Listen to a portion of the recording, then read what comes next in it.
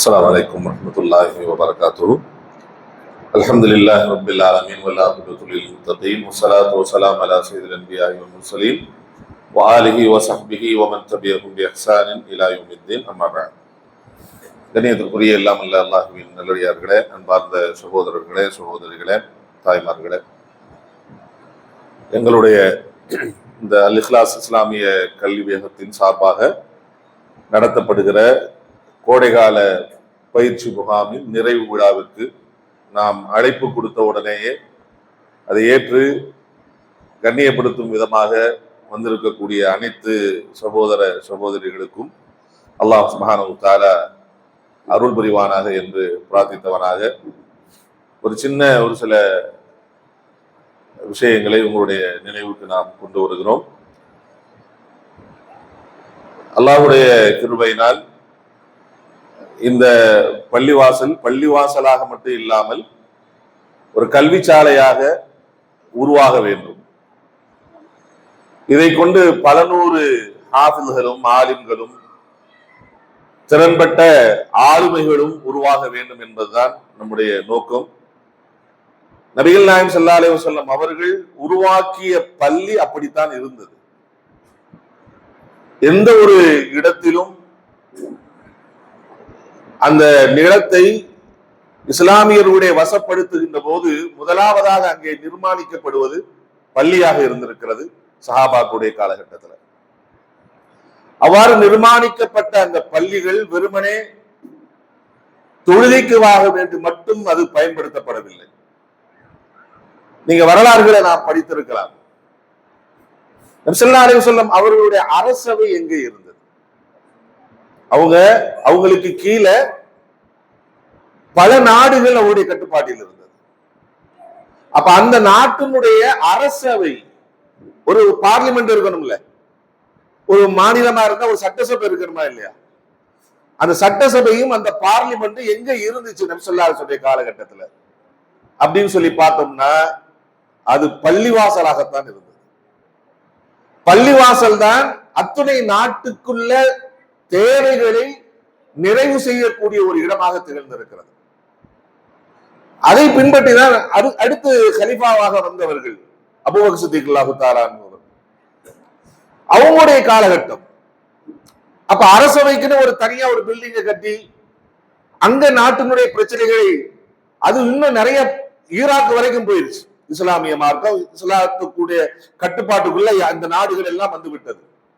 அந்த காலகட்டத்துல அத்துணை நாடுகளுடைய பிரச்சனைகளுக்கான தீர்வுகளை, பொருளாதார தீர்வு, ஒழுக்க ரீதியான தீர்வு, அந்த நாட்டு மக்களுக்கு மத்தியில் ஏற்படுகிற பிரச்சனைகளுக்கான தீர்வு, இது அனைத்தும் எங்கே முடிவு செய்யப்பட்டிருக்கிறது? தனியா ஒரு பார்லிமெண்ட் வச்சிருந்தாங்களா? ஒரு சட்டசபை ஏற்பாடு செய்யப்பட்டிருந்ததா? அல்ல அரசவைக்குன்னு ஒரு தனி ஒரு கட்டடம் இருந்ததா அப்படின்னு சொன்ன வரலாறுல அப்படி ஒரு பதிவே இல்லை. அனைத்தும் பள்ளியில் நடந்திருக்கிறது. அதற்கடுத்து உமர் ரலியல்லாஹு தஆலா அவருடைய ஆட்சி காலகட்டம் கிட்டத்தட்ட 9.5 ஆண்டு காலகட்டங்கள். அது அவங்க சிரியா வரைக்கும் போயிட்டாங்க.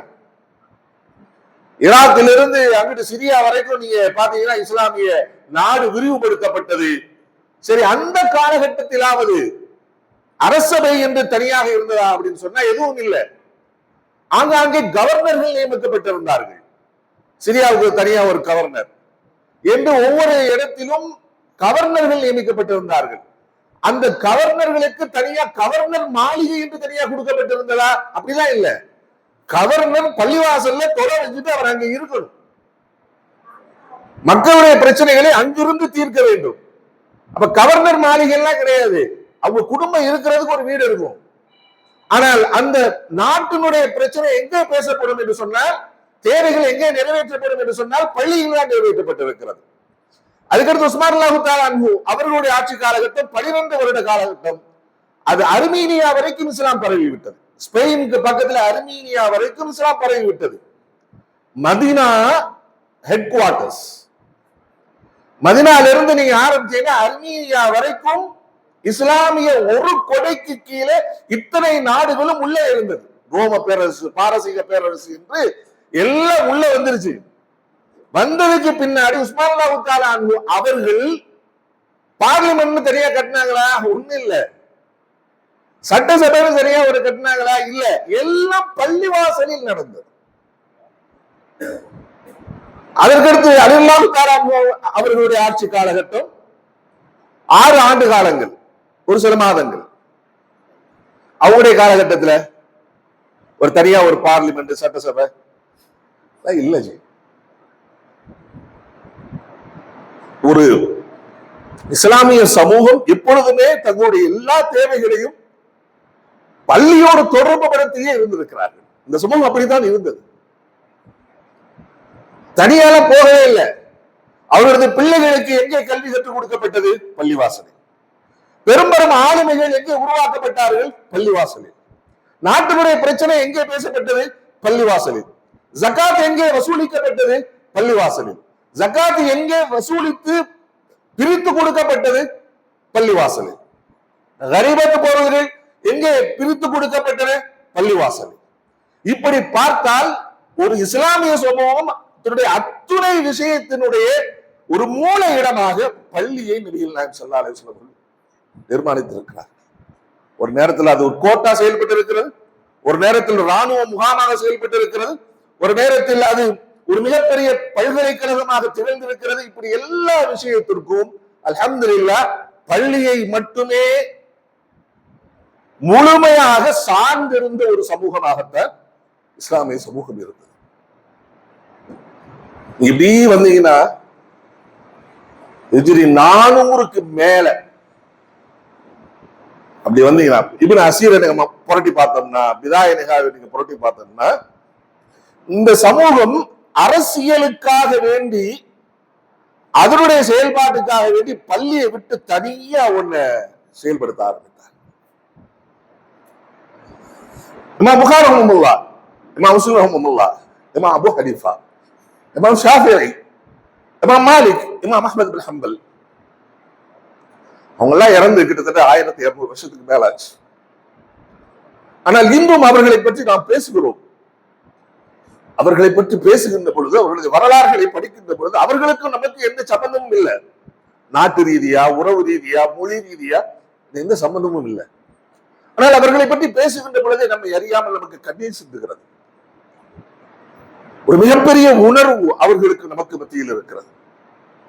என்ன செஞ்சுட்டாங்க? இந்த சமூகத்திற்கு அவ்வளவு பெரிய விழுமையை எங்களை விட்டு சென்றிருக்கிறார்கள். அவ்வளவு உயர்ந்த அந்த இமாம்கள் எல்லாம் எங்கிருந்து உருவானார்கள்? எங்கிருந்து உருவானார்கள்? அவர்கள் மாலிக் ரஹ்மத்துல்லாஹி அவர்களிடத்திலே மஸ்ஜிது நபவியில் இருந்துதான் 17 ஆண்டுகள் பாடம் பயின்றிருக்கிறார்கள். சஹாபாக்கள் அப்படித்தான் பாடத்தை நடத்தியிருக்கு. அபூ ஹுரைரா மதீனாவில் இருந்தார், இப்னு அப்பாஸ் மக்காவில் இருந்தார்கள், உபய் இப்னு கஅப் மக்காவில் இருந்தார்கள், அப்துல்லாஹ் இப்னு மஸ்ஊத் ஈராக்கில் இருந்தார்கள். எங்கிருந்து பாடம் நடத்தினார்கள்? பாடசாலை என்று தனியா பிரிச்சு எடுத்துட்டுலாம் போகல, பள்ளியை மையமாக கொண்டுதான் பாடம் நடத்தப்பட்டது. நாம் வரலாறுகளில் எத்தனை ஆளுமைகளை படிக்கிறோமோ மார்க்க ரீதியாக அத்துணை ஆளுங்களும் அத்துணை ஆளுமைகளும் அத்துணை சிறந்த உலமாக்களும் பள்ளியில் வைத்துதான் உருவாக்கப்பட்டிருக்கிறார்கள். இந்த சமூகம் கல்வியை தேடி பள்ளிவாசலை விட்டுட்டு வேற ஒண்ணு தேடி போயிருச்சு.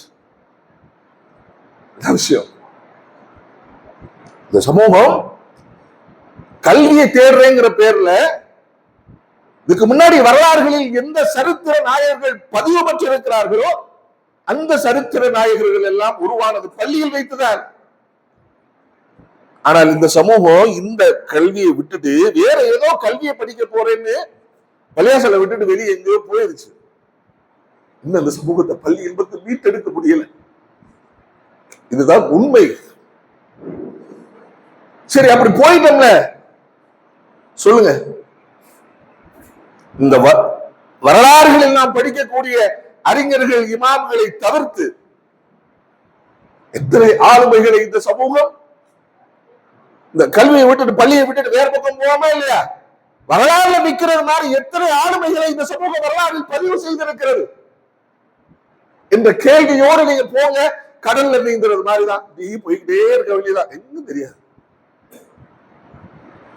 இதுதான் உண்மை சகோதரர்கள். அல்லாஹ்வுடைய கல்வி ஒரு மனிதனை சிறந்த ஆளுமையாக மாற்றும், சிறந்த அறிவாளியாக மாற்றும், சிறந்த நல்ல குணம் உள்ளவனாக மாற்றும், தூய்மையான நடத்தை உள்ளவனாக அவனை மாற்றும். தாய்க்கும் தந்தைக்கும் கட்டுப்பட வேண்டும் என்கிற சிந்தனையும், இந்த சமூகத்திற்கு ஒன்று என்றால் துடித்தர வேண்டிய அந்த உணர்வையும் இந்த மார்க்கம் கற்றுக் கொடுக்கும். அல்லாஹ்வுடைய வேதம் கற்றுக் கொடுக்கும், நபி கற்றுக் கொடுப்பார்கள். ஸல்லல்லாஹு அலைஹி வஸல்லம் அவர்கள் அவருடைய சொல் நமக்கு கற்றுக் கொடுத்திருக்கிறது. எனவே அன்பார்ந்த சகோதர சகோதரிகள், நமது பிள்ளைகள் பள்ளியோடு தொடர்பு இருக்கக்கூடியவர்களாக மாற்றி எடுக்கப்பட வேண்டும். நிச்சயமாக அவர்கள் சிறந்த ஆளுமை உள்ளவர்களாக மாறுவார்கள். இதற்கு ஏதோ பின்னாடி நடக்க போறதெல்லாம் சொல்லல, நடந்திருக்கிறது. வரலாறு நமக்கு இந்த விஷயங்களை, உண்மைகளை நமக்கு சொல்லித் தருகிறது. எனவே நம்ம பிள்ளை இப்படி அனுப்பிச்சோம்னா அவன் என்ன எதிர்காலத்தை எல்லாம் பிரகாசமாக ஆக்கி வைப்பான். நபியின் பிரார்த்தனை வேண்டுமா? நபியின் பிரார்த்தனை வேண்டுமா நமக்கு?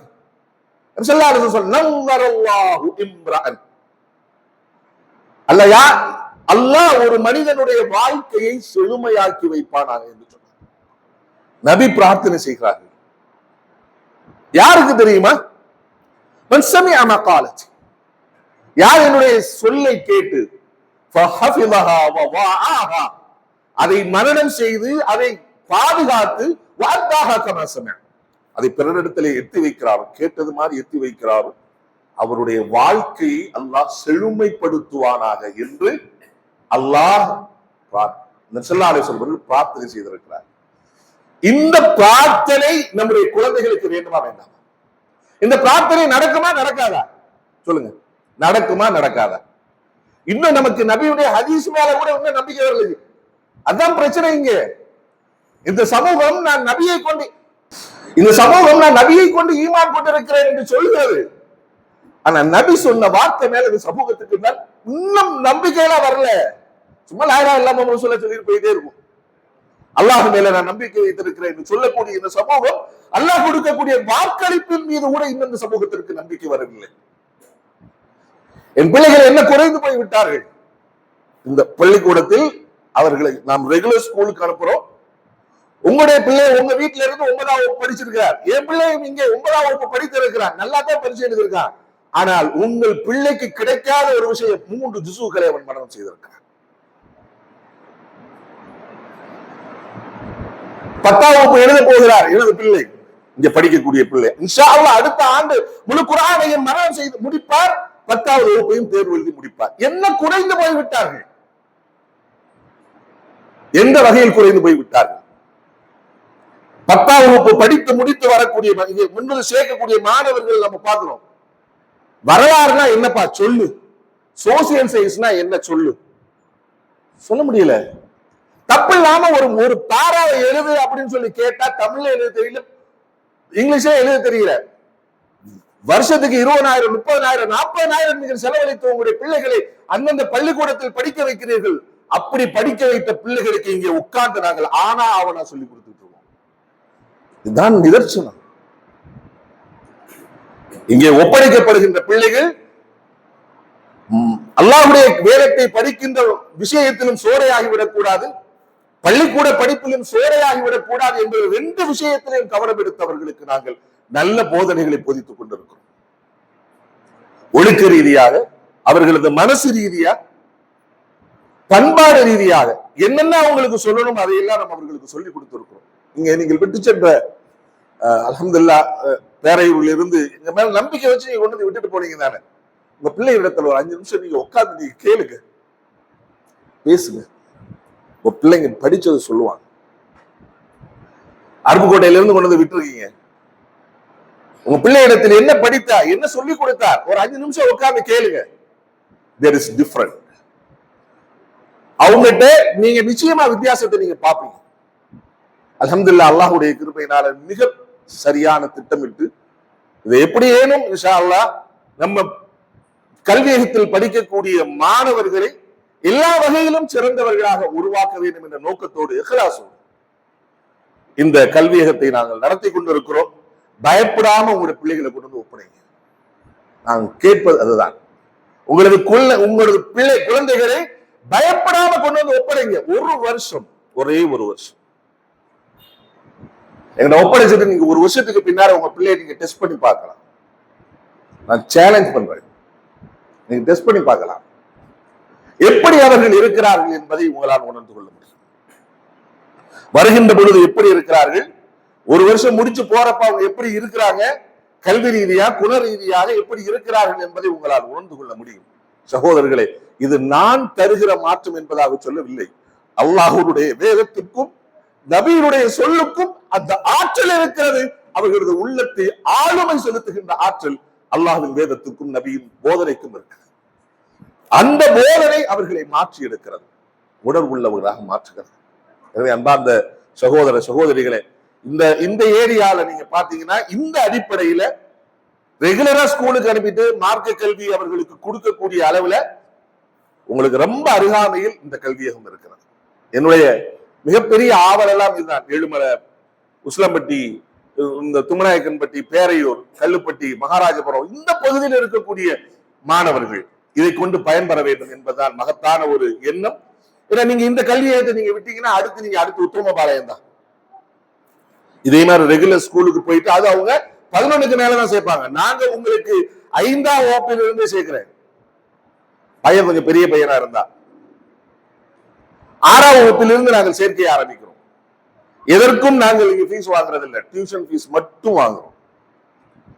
ஸ்கூல் முடிச்சுட்டு வந்தோடனே 2 மணி நேரம் உங்களுக்கு ஸ்கூல் டியூஷன் நடத்துவாங்க.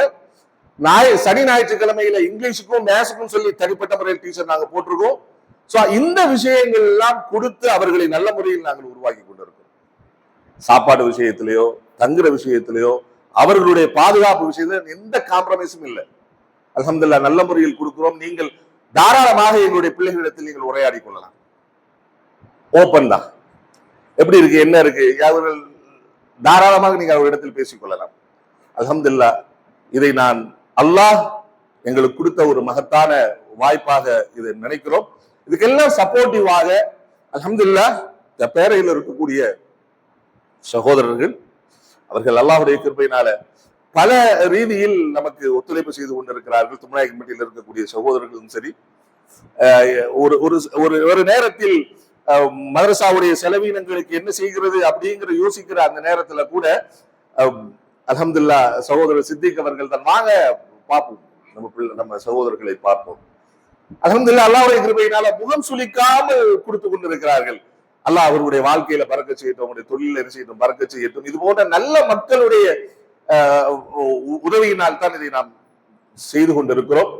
இந்த பள்ளிக்குன்னு எந்த வருமானம் எல்லாம் கிடையாது. இந்த மதரசாவை நாம் ஆரம்பிக்கின்ற பொழுது கையில நயா பைசா இல்லை. என்ன செய்யறது, பிள்ளைங்க சாப்பாட்டுக்கு அல்லாஹ் தருவான். அல்லாஹ் தந்துக்கிட்டு தான் இருக்கு. அந்த நியத்து இன்னைக்கும் அல்லாஹ் சுப்ஹானஹு வ தஆலா தந்துக்கிட்டு, எந்த பிரச்சனையும் இல்லை. நிம்மதியாக என் பிள்ளைகளுக்கு நான் நல்ல முறையில் உணவை நான் கொடுத்து கொண்டிருக்கிறோம். தங்கக்கூடிய ஏற்பாடு மற்ற எல்லா விஷயத்திலும் அல்லாஹ் கொடுத்து கொண்டிருக்கிறார். உங்களை போன்ற நல்ல மக்களுடைய வாயிலாக அல்லாஹ் சுப்ஹானஹு வ தஆலா இந்த உதவிகளுக்கெல்லாம் அல்லாஹ் எங்கிட்ட எந்த கைமாறும் கிடையாது. அல்லாஹ் தான் அவனது கையினால் நிரப்பமாக அல்லாஹ் உங்களுக்கு அல்லாஹ் சுப்ஹானஹு வ தஆலா தருவான். அல்லாஹ் உங்களுடைய தொழிலை உங்களுடைய குடும்பத்திலே அல்லாஹ் சுப்ஹானஹு வ தஆலா பறக்கச் செய்வான். எனவே அன்பார்ந்த சகோதர சகோதரிகளே, நாம் சொல்றதெல்லாம் உங்களுடைய உறவுகள்கிட்ட, உங்க உறவுகள் உடைய குடும்பத்துல அல்ல உங்க குடும்பத்துல 6ஆம் வகுப்பு முதல் 10ஆம் வகுப்பு வரைக்கும் படிக்கக்கூடிய மாணவர்கள் இருந்தார்கள் என்று சொன்னால் அவர்களை ஆர்வப்படுத்தி இன்ஷா அல்லாஹ் எங்களது கல்வி ஸ்தாபனத்துல கொண்டு வந்து சேர்க்கிறதுக்கு இன்ஷா அல்லாஹ் ஆர்வப்படுத்துங்க. அல்லாஹ் சுப்ஹானஹு வ தஆலா உங்களுக்கு மகத்தான கிருபை செய்வார். அல்லாஹ் சுப்ஹானஹு வ தஆலா இந்த நிகழ்ச்சியில் கலந்து கொண்டு எங்களுக்கு ஒத்துழைப்பு நல்கியதால் அல்லாஹ் சுப்ஹானஹு வ தஆலா உங்களுக்கு கிருபை செய்வானாக என்று பிரார்த்தித்தவனாக இந்த உரையை முடித்துக் கொள்கிறேன். வாஹிர் தஅவானா அல்ஹம்துலில்லாஹி ரப்பில் ஆலமீன்.